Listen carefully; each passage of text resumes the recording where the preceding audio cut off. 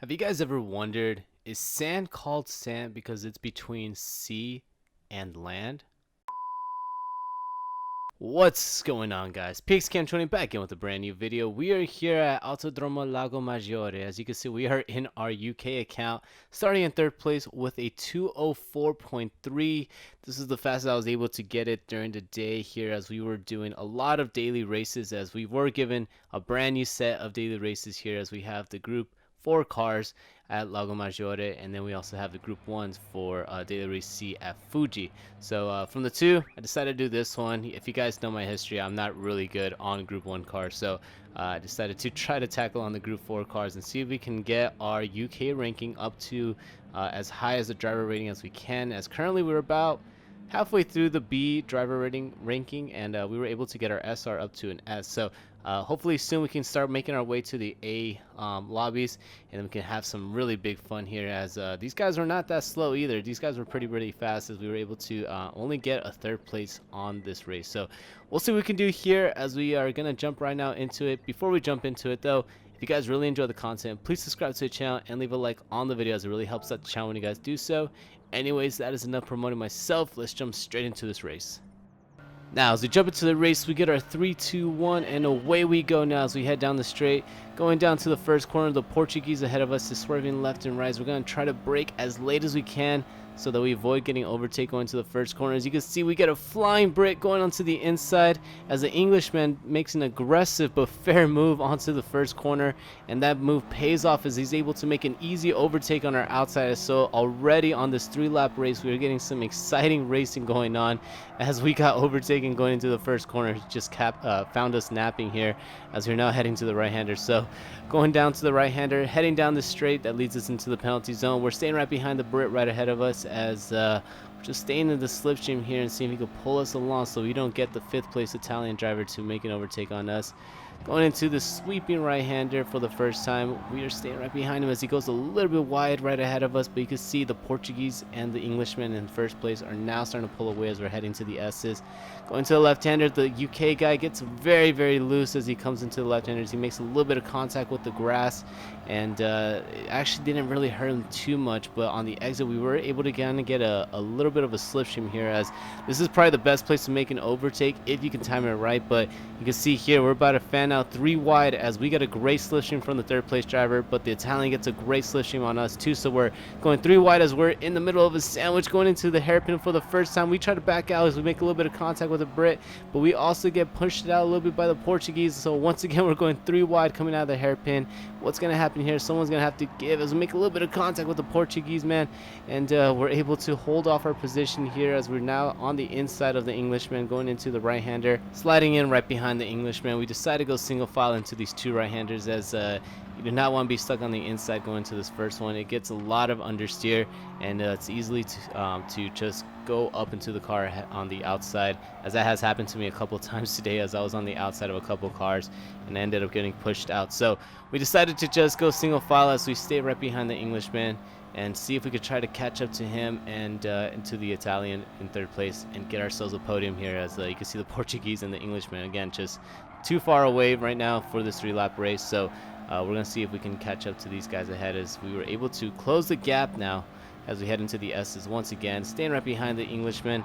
We go onto the grass, actually do a repeat of what 4th place did the lap prior, as we head into the grass, and it kind of helped us a little bit, but towards the ending part of the S's, it just kind of hurt us here as we get a really bad exit.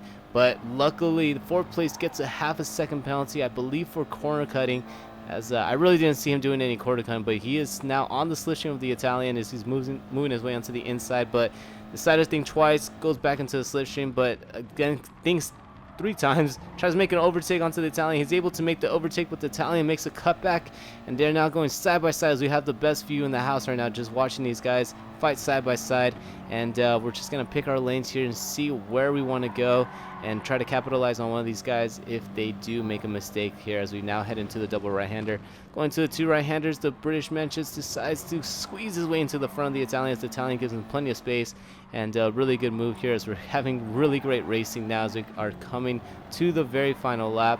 Staying right behind the Italian as we head into the final corner. We're going to see if we can get a great entrance and exit of this last corner, but unfortunately we just get caught up behind the Italian as we do brake a little bit later than him, but we have to back out, and that destroys our exit speed as we have to make up that little gap that we lost here heading into the first corner. So on the final lap here, we are now on the back bumper of the Italians. We're staying very, very careful here.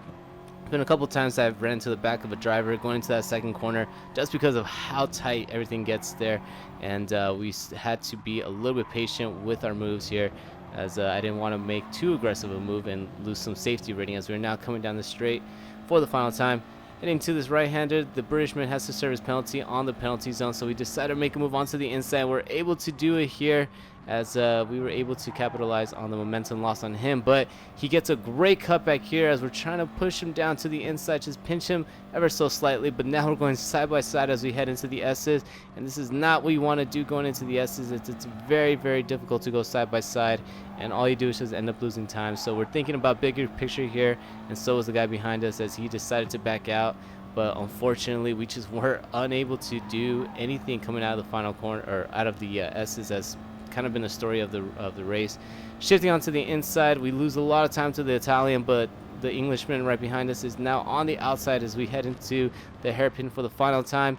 Staying on the inside of him, we're going side by side as it's very, very clean but hard racing, but he gets a better run on the exit, and he's able to make an easy overtake on the outside as we are now on the slipstream once again. Can we do anything here on these final few corners as we are coming down to the final part of the two right-handers?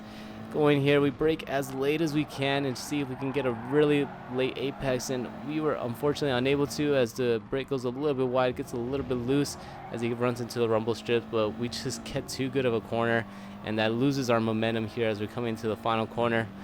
Looking for our braking zone here as we go into the final corner. We just overshoot it ever so slightly, and we get a bad exit here as we're gonna finish this race in 5th place after a really exciting race here with the Englishman and the Italian. So hopefully we can get another great race here as we make a little bit of contact with them heading into the second race. Jumping into our second race here, this is probably going to be our best shot to get a win as we are starting in second. This was actually an earlier race here that we did as we still have a 2:04.4, so not our fastest lap around Lago Maggiore, but we get our 3-2-1 and away we go as we are starting right behind the Spaniard. Going down the straight, looking for our braking right before the 50-meter board for the first time as the Spaniard clips the grass a little bit going into the first corner, and you can see that that did not hurt him at all as you can see he's actually pulling away from us. So this is not a really good start that we were looking for as he's able to extend his gap to almost a second here as we are coming already into the 4th corner. Going into the 4th right-hander right here, we are just staying right behind him as we try to close the gap as we jump a little more forward into the lap. Heading to the double right-handers, we're able to close the gap as for some reason he's on the grass there, and he can see he's spraying up a lot of dirt. So a very costly mistake that he made there is we were able just to close almost a 1-second gap. We are now almost on his back bumper here, so putting the pressure on the Spaniard. Can we force him into another mistake as we are jumping into the final corner?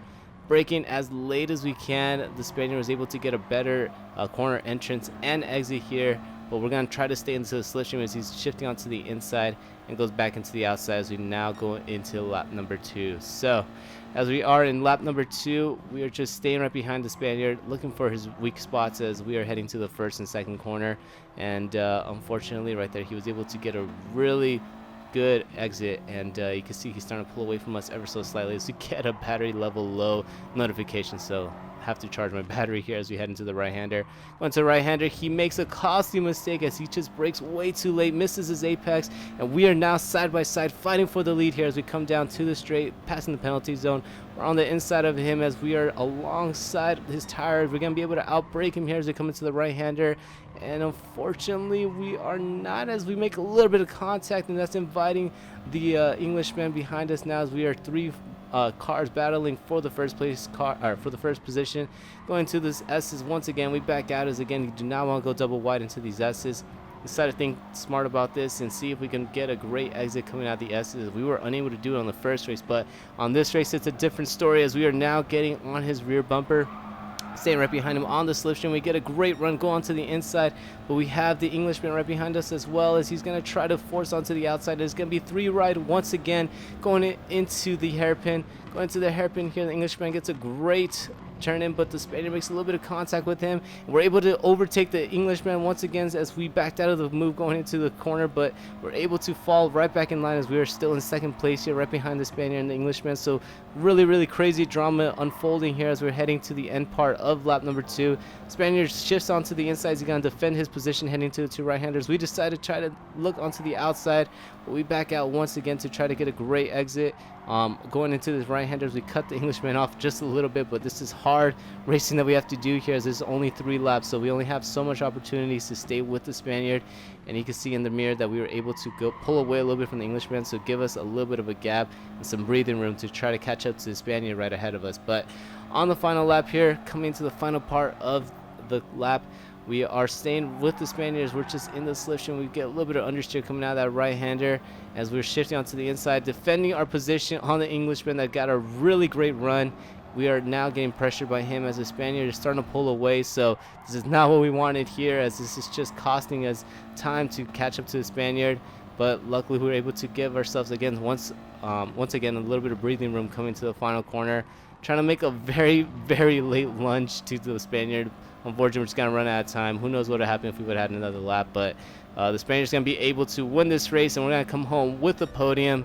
Unfortunately, we were unable to get a win here, but hey, it's the name of the game, and hopefully we can start getting wins here soon, as we were able to finish in second place. A really hard-fought second place compared to the Englishman and the Spaniards. We were doing some really fun 3-car racing there.